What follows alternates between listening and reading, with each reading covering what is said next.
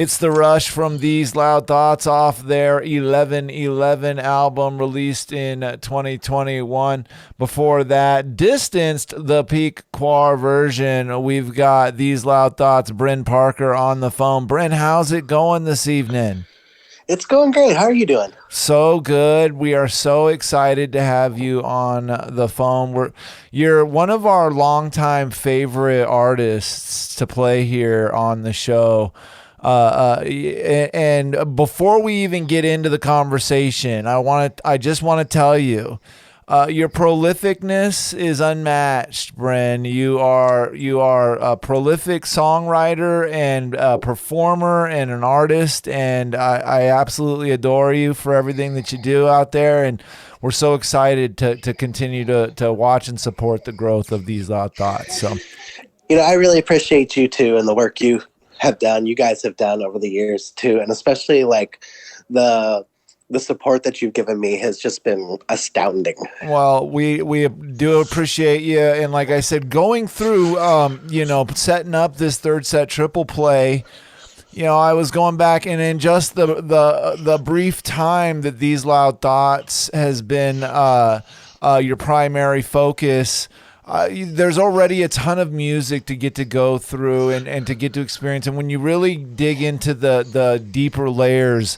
of it, I mean, just listening to your songwriting and then also your lyrics, it's awesome. And like I said, the prolificness in all of it, because you cover a lot of ground in the subjects that you cover on your songs and on your albums as a whole.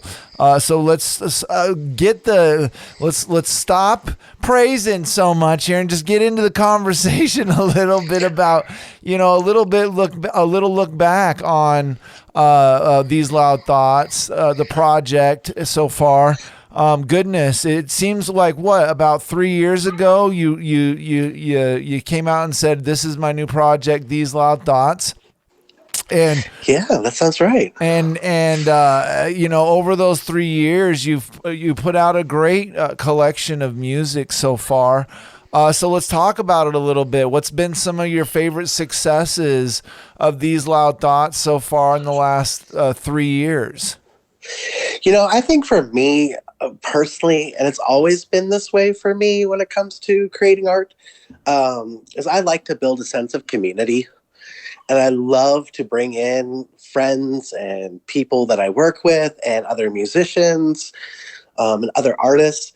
And it's been, I think if I was to go back and look through everything again, which I don't do that myself, that feels too narcissistic. But like looking back in my head, like I would have to say that just the amount of people that I've been able to work with and to create with and to like interface with and hear their thoughts and ideas and bring my thoughts and ideas, that's probably the biggest thing. I think doing all that and then seeing it all come together is the coolest part of it really is. I love when I get to release everything, and the people that have been working on things with me, like for example, Joshua Butcher from like Little Cloud and Barnaby and the Butcher. He did a co-write with me on this album, and it probably was almost 2 years ago that we worked on that song. And so for it to just come out, like he just reached out to me the other day. I was like, wow, that's really cool that this is out now. And I'm like, I know it's been a while, but sometimes art takes time.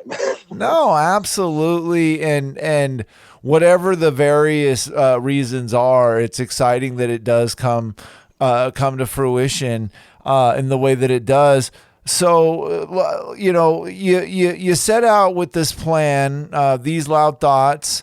Your initial expectations, it sounds like, were to go ahead and kind of make this a community project. Here we are 3 years later. Are you feeling like, you're seeing from it what you want to get out of the project? I think when I first even like came up with the name for the project, it was a lot about like being able to express like myself in a more intimate way and allow others to like express in an intimate way through platforming, through, co-writing or whatever it may be. And I think that's been like a huge key for me and a huge like sense of satisfaction through everything. It's just to actually like have a place to just kind of, put the loud thoughts out. Absolutely. So let me ask you, Brim, where is it that, and we'll get to talking about your latest project here in just a moment, but where is it that you're doing a lot of your song crafting these days? I always use the hashtag like bedroom folk on my social medias because honestly, that's really where it is. Like there's a little corner in my bedroom that I have everything piled up. It's where I do a lot of my videos for social media and stuff. And that's honestly where most of the writing happens still. It'll just be like an idea or a thing that I come up with and you just kind of run with it. I've always been that kind of person to just like take a seed and then plant it and water the hell out of it. Well, and like I said, it's phenomenal. I mean, I've listened to your music for quite some time. And again, going through a few things because we didn't go back beyond these loud thoughts for this particular third set triple play feature, and just within that scope of music, I was just like, man, the honesty that goes on in these lyrics, and then the thoughtfulness in the guitar playing and things like that. It's just so cool. And to know that, that you're really just banging it out on a regular basis right there at the house. I think that is so phenomenal. So once again, one of our favorites of all time here on the show, Brent. Appreciate you. Oh, thank you. So let's go ahead and discuss it. You've got a brand new album titled Honest Growth. And like I said, this is about 3 years ago you began this project, and here we are 2023, and you're saying, look, now it's time for some honest growth. Let's talk about this album. I did see that feature with Joshua Butcher on the album. Let's talk about some of your favorite tracks on the album, and then who else did you get to work with on this one? Let's see. I guess as far as alumnus for this one, I really do have to give a shout out to Joshua Butcher. Also, Peter Goritz, who has been a longtime collaborator with me, going back years now. Deanna Cross, who I also work with in our Celtic folk band, the Desert Rovers. So it's always fun to have her like add her parts to things. And then Sean Goritz too. Her and her husband actually have a project called October Intuition, which I suggest people check out. Especially if you like kind of not neo, like neo new wave kind of 80s gothic vibes. They've got that down. Awesome. But as far as songs, you asked me the question, and the first thing that comes to mind from this record was like the very first song I wrote for this project, which is actually the last song. It's called Trick Him. Oh, wow. And it's actually, it was cool because I wanted to sit down.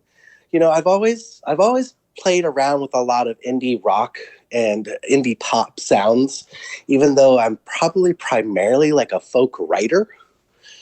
But so that was a song where I actually wanted to sit down and I was like, I want to make a murder ballad, but I wanted to do something different because we've all heard like the really sad country song about the dude who like kills his wife. And I'm just like, well, that's kind of like problematic in a few ways. So I really wanted to, this was during like a Trans Awareness Month a few years back, where I wanted to write a song from the perspective of like a non-binary trans individual who basically finds himself in an unlucky position of being murdered. So I tried to write it from a very first person perspective, and I really think it's probably one of the standouts, even though it's like very deep in the end. Oh, wow. Well, I'll be honest with you. I've gone through about 85% of the album. I have not gone after Trick Him yet. I'm going to now have to give it a listen and see what's What's in that dark track there? I will tell you something too on that one, is I actually did, because I'm a 90s kid. And, Absolutely. with the way the tides of change have gone, like, I wanted to do something different. So there's actually a bonus track that comes after the song. Oh, wow. So there's actually 11 songs for the album, but there's only 10 on the listing, because I don't know. I mean, you probably remember, I for sure remember the days of like getting a CD and like listening to it all the way. Yeah, because CDs. Oh, yeah. Oh, yeah. And then you get to the end of it and there's like that hidden track. Oh, yeah. And I used to always almost love the hidden track more than like a lot of the stuff on the record, because it was like a surprise. It was like, oh, hey, there's this thing. So I wanted to do that. So there is that, if people find it. Very fun. Yeah, see, speaking of being a 90s kid, I was in the 90s on the Nirvana album. There is Yes. a deep, deep, deep hidden track. I think there was some hidden tracks on some Primus albums that I possessed back in the day as well. So, yeah. It used to be a big thing. And then, Absolutely. it's the streaming world. Absolutely. Yeah. There's nothing. It's all up front. Okay. It's all a transaction here. Okay. Exactly. So, well, let me ask you, Bren, real quick, because I was trying to, dig up a little dirt on you here, and I was trying to get a little bit of insight, and I was on Bandcamp and I couldn't find your projects on there. Is that Bo being too old man to find your stuff out there, or is your stuff not on Bandcamp currently? What is the story there? I don't actually have anything from These Loud Thoughts on Bandcamp. Okay. I'm not losing it then. I have focused, like, especially, and like we talked about, like the streaming world and the transactional nature so much of like music. Like, that's one of the things I wanted to get away from with this project, was like, I'm putting the songs out there, I'm putting the content out there, just to share it. Yeah. Like, it's not, I'm not trying to sell hundreds or thousands of CDs or vinyl records or t-shirts or the things. I mean, of course, if people want those things, they are available, and I should probably do a better job of making them aware of that. But like, I like playing gigs because I like playing gigs. I like making music because I love making music.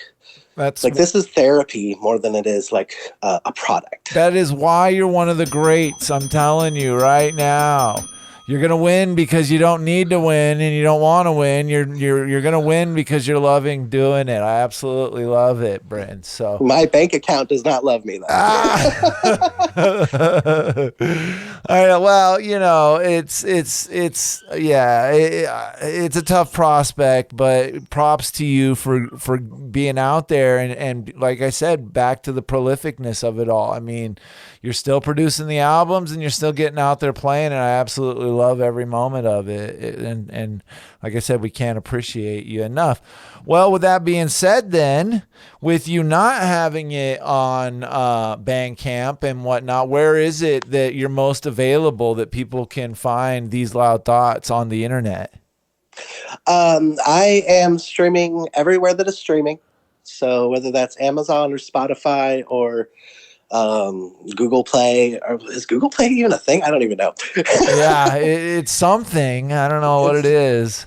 If you go on YouTube, there are a ton of music videos now, because me and a close friend of mine, Melissa Gibson, have been like churning out videos for years now of just the songs. So if you're into low budget indie music videos, then there's plenty of that on there. That's where I spend all my time, is on YouTube these days. So I also am on TikTok and Instagram and all the socials now. Wonderful. And with that being said as well, can people catch you out live in support of your latest album, Honest Growth? I just did an album release party, and actually I did like a private event for that. Because I have been trying to transition away from some of the more like dive bar gigging stuff that I have done for over a decade of my life now. You bet. So I am definitely looking to book some more all ages type situations and private shows, living room gigs, those kinds of things where I can actually like interface with people on a more personal level. And people who show up for those tend to be there for the reasons, like, you know, they want to come and see what's going on. Absolutely. So I would say the best idea would be keeping track on the social medias as the year goes on, because I will be making more of those events known. Awesome. Well, we look forward to all of that, Bryn. And like I said, we appreciate you so much, and thank you so much for stopping by the show. We're going to wrap up the third set triple play with Giving Up the Ghost. I love that one. Yeah, set it up for us a little bit. This one here, when you talk about a little pop sensibility, it kind of starts out one way and then it rolls into a few things. So set us up. What's Giving Up the Ghost all about? You know, the song was, I actually sat down and wrote it because, like, as someone who has gone through a gender journey and transformation of my own in the last recent years, there was a moment where, like, I forget where I heard it. It was probably a podcast or an article that I was reading or something like that, about how sometimes people go through these transitions in their life because they think that it's going to fix everything. When reality is it's still you. It's still you at your core at the end of the day. And that the real honest growth has to come from you and yourself in those quiet moments. Like, you really have to give up that ghost. Very awesome. Well, thank you so much, Bryn, for stopping by the show. Thank you for having me. Let's go ahead and wrap up this third set triple play feature right now with the latest from These Loud Thoughts off their Honest Growth album, available everywhere now. This is Giving Up the Ghost right here on the Arizona 411 third set triple play feature.